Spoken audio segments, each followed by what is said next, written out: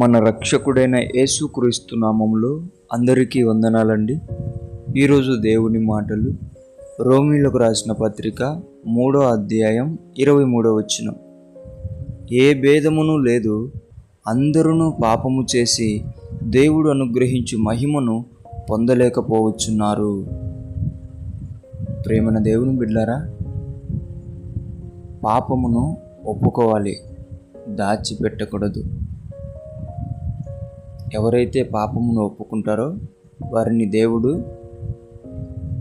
వర్ధిల్లింపజేస్తాడు.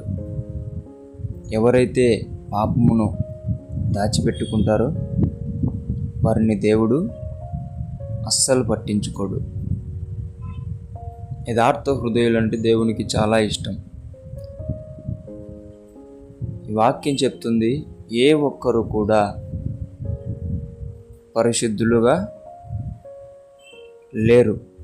ప్రతి ఒక్కరు కూడా పాపము చేసి దేవుడు అనుగ్రహించే మహిమను కోల్పోయారు. కోల్పోయిన ఆయన మహిమను తిరిగి మనం పొందుకునే అవకాశం దేవుడిస్తున్నాడు. ప్రేమైన దేవుని బిడ్డలారా, అందరిలాగా నీవు కూడా పాపమును దాచిపెట్టుకోకుండా దేవుని దగ్గర మోకరించి నీ పాపమును నీవు విడిచిపెట్టినట్లయితే ఉన్నతమైన దేవుని మహిమను నీవు మళ్ళీ పొందుకోగలుగుతావు. దేవుడు నీకు సహాయం చేయనుగాక. ప్రార్థించుకుందాం. యేసయ్యా, నీకు వందనాలైనా, మేమందరము కూడా పాపులమై ఉంటున్నాము తండ్రి.